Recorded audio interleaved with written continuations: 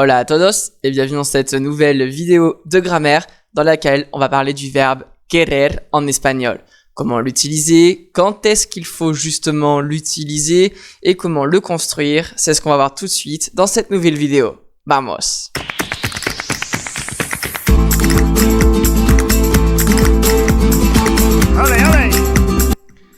Alors le verbe querer, c'est un verbe un peu particulier car il va avoir deux traductions.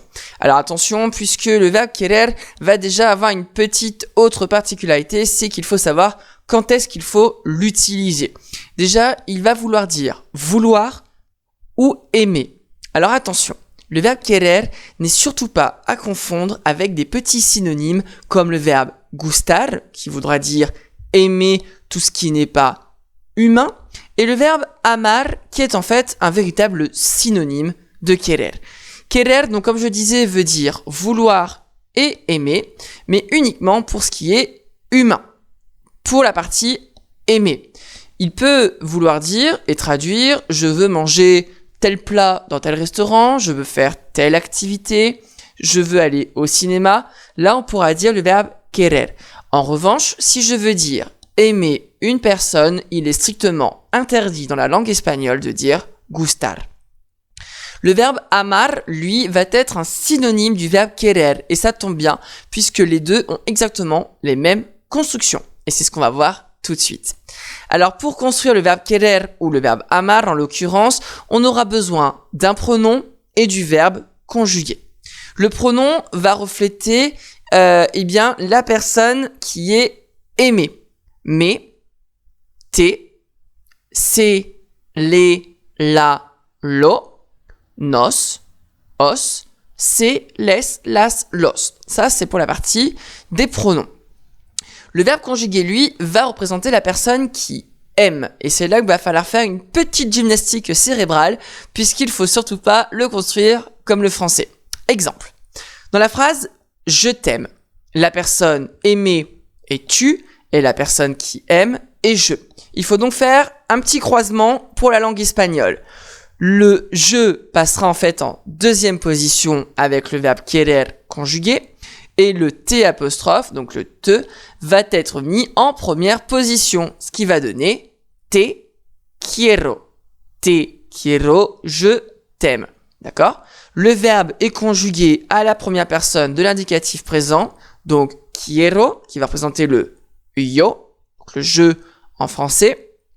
Je le mets en deuxième position puisque avant, je dois placer le pronom de la personne aimée, ici en l'occurrence tu, donc te en espagnol, te quiero. Autre exemple, vous l'aimez. Vous l'aimez, on va considérer que le L' est féminin, donc une fille humaine. Ici, donc la personne qui aime, c'est vous, la personne aimée, c'est la. Je fais donc ma petite gymnastique cérébrale, je vais donc faire une petite inversion, et ça va passer donc à la queréis, la queréis. Mais attention, dans cette phrase, on a une petite particularité grammaticale qu'il ne faut surtout pas oublier, c'est l'interrogation. On va mettre le point d'interrogation à l'envers en début de phrase, et à l'endroit en fin de phrase. Rappelez-vous que ceci est obligatoire en cas de question en espagnol. Alors dans cette phrase, le vous va représenter vosotros ou vosotras. Donc naturellement, mon querer va être conjugué à la deuxième personne du pluriel, queréis. Imaginons que ce vous soit en fait un usted, un vouvoiement de respect singulier. Eh bien, je vais tout simplement conjuguer mon verbe querer à la personne usted, la quiere. Mon la, il ne bouge pas. C'est toujours la même personne qui est aimée. Ce qui va changer, c'est la personne qui aime. Et en l'occurrence, c'est usted. Et ce n'est plus vosotros ou vosotras. Donc, je conjugue mon verbe à la personne qui aime, la quiere. Passons maintenant à ustedes, dans la même phrase, exactement la même phrase, mais avec donc le vouvoiement pluriel, ustedes. Rien ne change pour le pronom, c'est toujours la qui est aimé. En revanche, la personne qui aime, c'est ustedes. Je vais donc conjuguer mon verbe querer à la dernière personne du pluriel, la quieren. Et là, j'ai une phrase avec ustedes qui veut dire « Mais vous l'aimez? La quieren ?» Et là, ici, donc j'ai exactement ma traduction avec ustedes. Voilà, c'est tout pour cette vidéo sur querer. J'espère que ce verbe est dorénavant beaucoup plus clair pour vous ainsi que sa construction. Rappelez-vous que le verbe amar se conjugue exactement de la même manière, exactement la même construction, exactement la même logique.